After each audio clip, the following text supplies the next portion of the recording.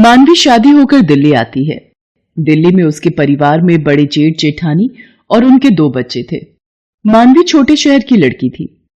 उसकी मां के देहांत के बाद उसके पिता ने कॉलेज के दूसरे साल में ही उसकी शादी रोहित से कर दी।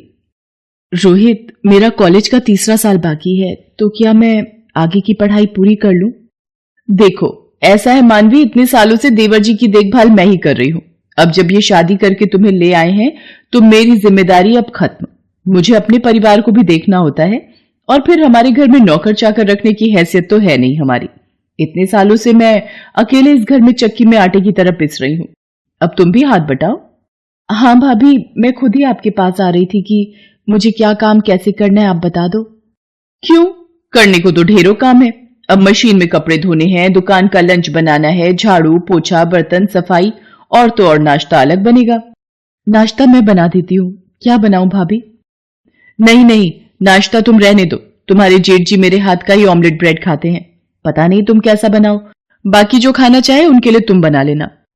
बिट्टू और महिमा तो स्कूल चले गए हैं, वो आकर ही खाएंगे। एक काम करो, मशीन में कपड़े धोने वाले रखे हैं, तुम जाकर मशीन लगा लो।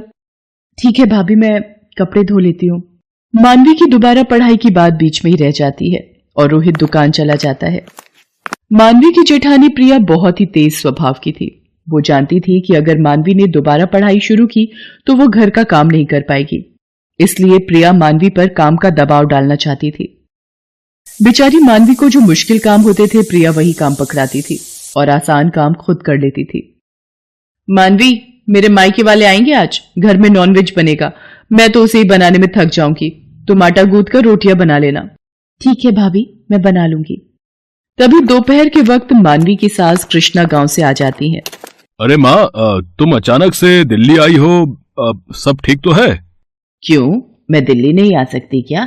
जब मेरे दोनों बेटे यहाँ रहते हैं तो अपनी नई छोटी बहू के पास भी तो कुछ दिन रहने का फर्ज बनता है। शादी के एकदम बाद मैंने उसे दिल्ली भेज दिया, इसलिए मैं अब कुछ दिन उसके पास ही रहूंगी। प्रणाम माँ जी, आप अचानक दिल्ली आई हो, बताया भी नहीं। दोनों का एक ही सवाल। अरे भाई, अपने बच्चों के घर आई हूं, बिना बताए भी तो आ सकती थी। तुम्हारे पिताजी ने सुबह की बस में बिठा दिया और मैं आ गई। प्रणाम माँ जी, आपको यहाँ देखकर मैं बहुत खुश हूँ।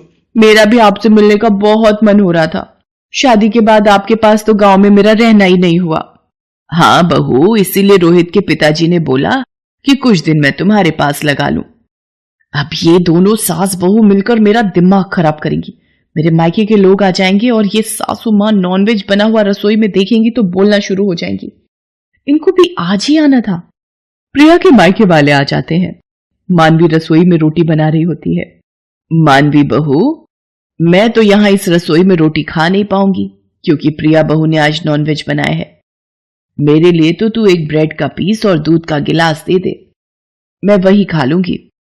माँ जी, मैंने आपकी और अपनी रोटी अलग सेक कर रख दी है और मूंग की दाल भी बना दी है।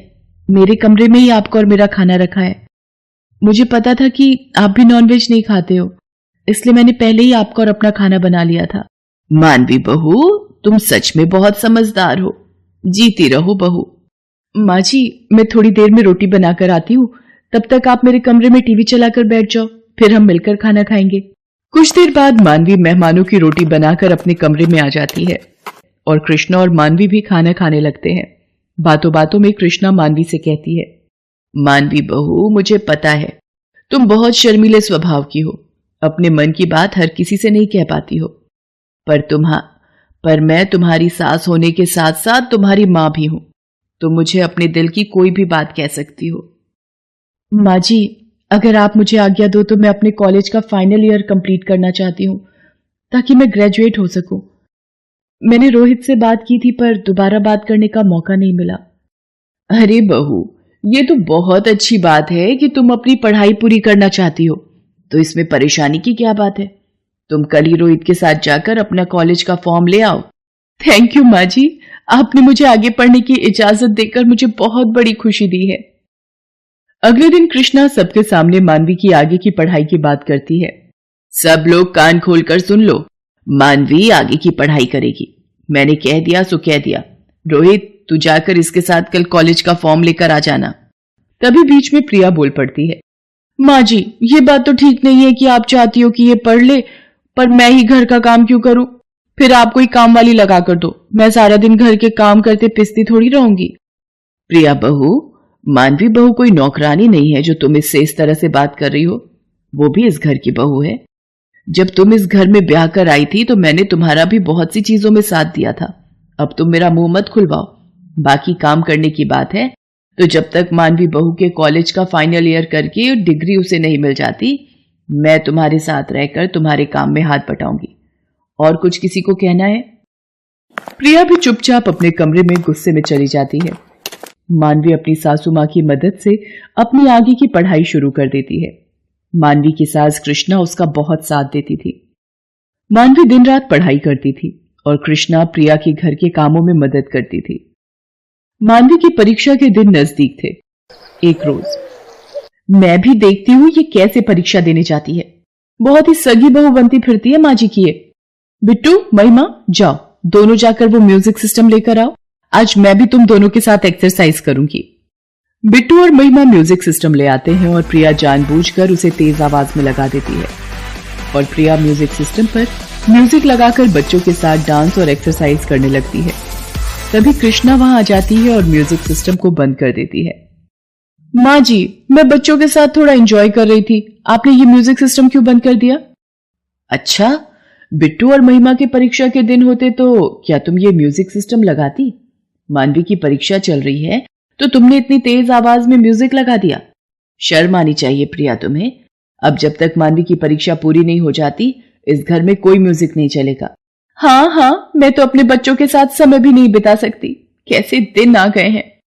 धीरे धीरे दिन बीतते हैं और मानवी की परीक्षा पूरी हो जाती है। मानवी अव्वल नंबर से पास होती है। उसे कॉलेज से ग्रेजुएट की डिग्री मिलती है, जिसे लेकर मानवी सबसे पहले अपनी सास कृष्णा के पास जाती है। मेरी इस डिग्री को पाने का श्रेय सबसे पहले आपको जाता है माँ जी। आज आप ना होती तो शायद मैं अपनी पढ़ाई पूरी ना कर पाती और मेरे जीवन का पढ़ने का सपना भी अधूरा रह जाता। थैंक यू सो मच माँ जी। आज मैं आपके लिए गर्व से दुनिया को कह सकती हूँ कि सास मेरी माँ समान। शायद मेरे बहुत अच्छे कर्म है जो मुझे आप जैसी सास यानी कि माँ मिली। कृष्णा मानवी को गले लगा लेती है। आज कृष्णा जब मानवी को गले लगा रही थी तो शायद प्रिया ने चुप्पी साध ली थी। वो कहते हैं ना, प्यार के बदले प्यार ही मिलता है।